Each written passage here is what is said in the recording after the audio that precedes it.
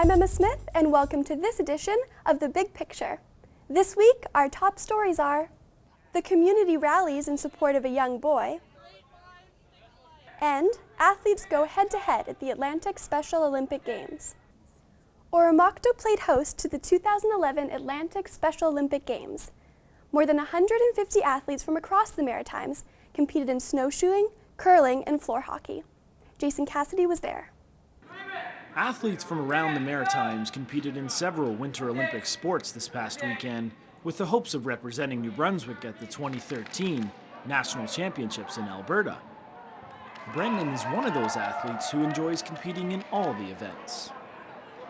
Good, but fast. That's why you do. You would be able to know that life could get better when you have a good team with you. Some Special Olympians competed in all 4 events over the course of the weekend, including the Athletes' Dance Saturday night. Rosalind Fagan is a member of the organizing committee and a volunteer coordinator. She says the tournament wouldn't be able to run without the help of more than 50 volunteers. There's so many athletes. We have 157, I think at last count, athletes plus coaches. So there's over 200 people here.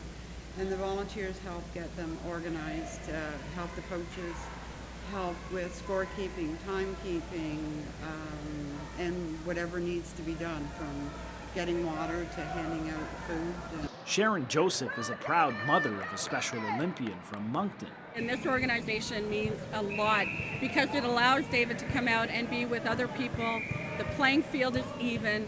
They're no different from any other athlete, and they're allowed to excel whenever they feel like they want to excel. So it's a great organization. I love this. Reporting for the New Brunswick Beacon, I'm Jason Cassidy. Fredericton got a taste of Latin culture recently at the 10th annual Noche Latina event. It's the year's biggest fundraiser for Breaking the Silence, a solidarity group for Guatemala. The Beacon was there to check it out. Tonight inside Wilmot Church, it doesn't feel like Fredericton in the depths of winter. Nearly 200 people have come out to hear the sweet melodies of the harp and to taste truly authentic Guatemalan food. But tonight is about more than good music and good food. The $2,000 that were raised will send kids to school and support fair trade business. It's about reminding Maritimers that Guatemala isn't so far away after all. And what is important to understand is that the choices we make here impact on the third world. And I always use the example of coffee. You know, no one thinks twice about where their coffee comes from, who produces it, how it's produced, and all that kind of things. Noche Latina is an annual event put on by the Fredericton chapter of the Maritime Breaking the Silence Network. Since 1991, Breaking the Silence has supported Guatemalans in their fight for political, social, and environmental justice. Guatemala is a country that was torn apart by a civil war that lasted over 3 decades. Today, this country of 13 million is plagued by human rights abuses. Why I consider myself to be a human rights activist, because for the type of work I was doing in Guatemala, but also here in Canada, I think it's very important to make awareness, because Canada doesn't, it seems like they don't have any idea what's going on in another part of the world, you know, so it is important and to talk about what is going on to another country, you know. Events like Noche Latina can help share this message. Through spreading awareness, Breaking the Silence hopes to shed light on some Canadian practices. Here in North America, we are 20% of the world's population, but we use 80% of the world's resources. So if we want to fix the third world or the developing world, we need to fix our attitudes and our style of living here. For Stu Journalism, I'm Emma Smith. Hundreds of people in the community showed up last weekend to save a young boy's life. His name is Trevor Price, and he is 12 years old. He's been diagnosed with a rare blood disorder, and he is on a waiting list for a transplant. Natalie Jarvis has the story. There's nothing like bacon and eggs on a Saturday morning. But last weekend, people gathered in George Street Middle School for more than a good meal. They were there to raise money for Trevor Price and his family.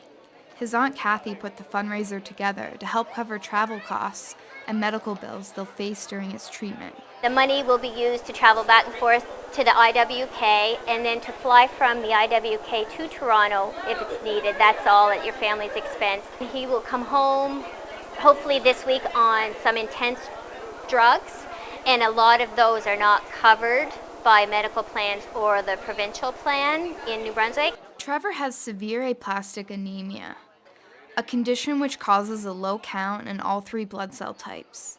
The IWK sees only 2 cases in children each year. The cause is unknown, but symptoms include irregular bruising, heavy bleeding, and weakness. If left untreated, patients might only have 6 months to live. In the heart of a horrible situation, Trevor's father, Ronnie, is doing everything in his power to keep spirits up. It's so hard because there's nothing, you feel so helpless. There's nothing you can do for them but comfort them and try to keep your thoughts and prayers up for them so that they're not noticing that you're down, and that's difficult. It's very hard.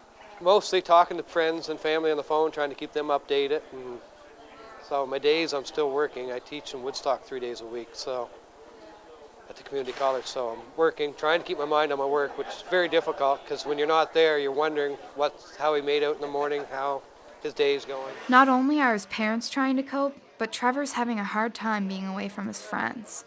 He also had to stop playing hockey when he found out about his condition because the risks were too high. When the doctor told him, you're going to have to stay home, no school, and then she said, no hockey, Trevor, and he cried, I'm in the gold medal hockey game tomorrow. And she said, no, you can't play. They were scared if he got bumped, there could be internal bleeding and it'd be fatal. So he went home and his coach came in the next day with his medal. They won gold medal. So he was happy. He had a few tears. Seeing all his friends in their jerseys Saturday would have made Trevor smile. Even the UMB hockey mascot was there to entertain. People sold baked goods, books, and raffle tickets for prizes. By late morning, thousands of dollars were raised. But above all, those close to him just want him to know how much they miss him. If you could send him a message, what would you want to say? Just keep singing. He was a big singer and he was in production with me. Oh yeah? So we auditioned last year together, but I didn't make it in and he did. So we auditioned again this year and we both made it in, but he left and he didn't get to keep going. We all support him very well and to get better real soon. Everybody's going for you. Go for it. He's a fighter. He was in daycare with me. He was a long time ago, so back when he's a 4-year-old, so he's a big boy now. Anyway. I tell him that I loved him and I really missed him and wish he'd be home right now. Thanks for watching this edition of The Big Picture. We'll be back in a couple of weeks.